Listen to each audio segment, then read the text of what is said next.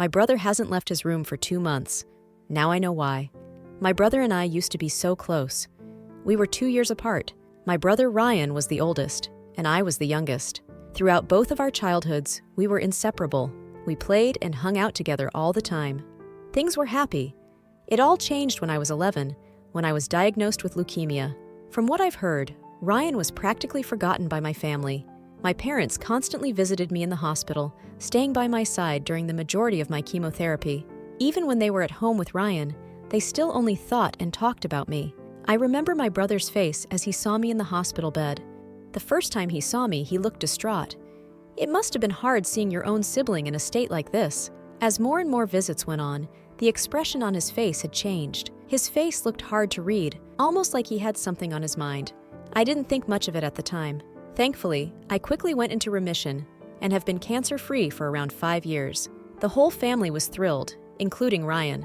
Not long after I was released from the hospital, my parents revealed to us that they were having some financial trouble and would both be having to go back to work. I was 11, and my brother was 13, so they trusted us to be home alone. I'll never forget Ryan's face when they told us.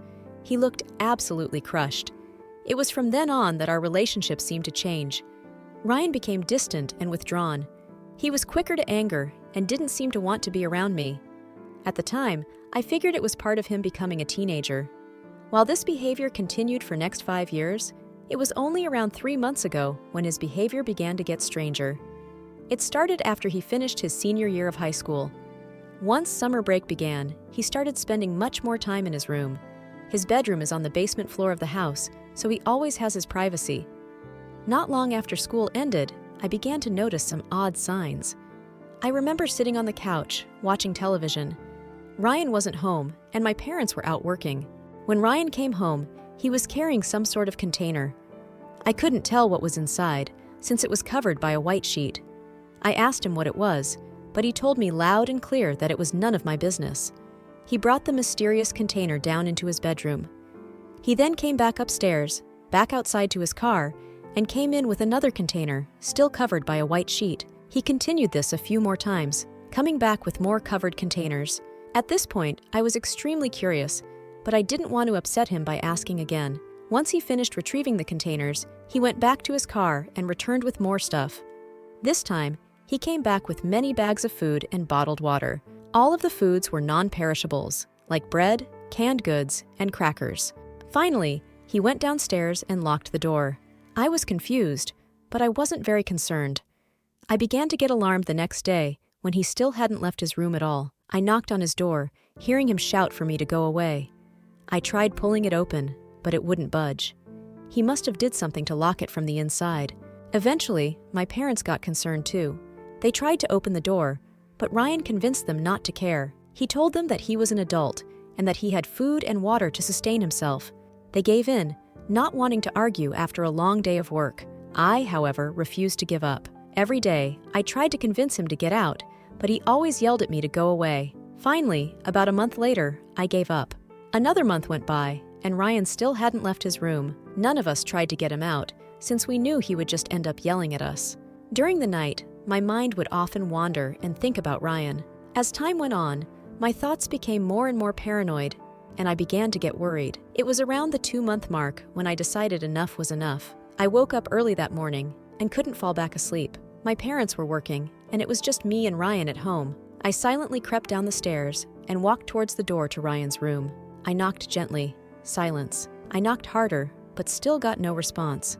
I tried calling his name, but was still met with silence. I continued to knock, eventually banging at the door. I was getting really scared. I put my ear to the door and noticed something. I heard a noise that sounded like a muffled buzzing. I finally got to a point where I decided I had to force my way in somehow. I went in the garage, retrieved a baseball bat, and headed back to Ryan's door. I struck the door. As the wood broke, I was hit with a horrific stench and a swarm of flies flying out. Suppressing a gag, I turned on my phone's flashlight and headed downstairs. I called my brother's name. Ryan? Again, I was met with silence. At this point, the buzzing was deafening. Finally, once I reached the bottom of the stairs, I shined the light. What I saw will haunt my mind forever. Sitting on a computer chair was my brother. He was completely infested. His eyes were red and bloodshot, with parasites swimming about. He was naked, covered in deep, bleeding, open wounds filled with squirming maggots. Worms and larvae crawled throughout his body and underneath his skin. Flies swarmed the room and landed all over his body. His light brown hair had grown long and messy, covered with insects. On a desk near his bed were the containers I had seen. They had contained the insects he had brought down here. He had been living off of the food, ensuring that he survived. I approached my brother. He lay unmoving, his bloodshot eyes glazed over. His chest, however, was still rising and falling. Suddenly, he spoke. "Alex?" I stuttered a reply. Yes, Ryan?" He spoke quietly and eerily calm, his voice a rasped whisper. "Do you think Mom and Dad will finally care about me again?" It was at the moment where everything finally made sense. Ryan had felt abandoned since my diagnosis with leukemia. It only worsened as my parents both started working longer hours. And now here he sat, infested and dying, having just a sliver of hope that his parents would finally have a reason to give him attention. Tears were falling down my face now. Oh, of course they will. Barely 20 minutes later, the ambulances arrived. My parents rushed home from work and couldn't stop sobbing once they saw Ryan in his current state. He was rushed to the hospital and died hours later. He had gotten exactly what he hoped for. Mom and Dad are distraught and cannot stop thinking about him. At first, I felt guilty.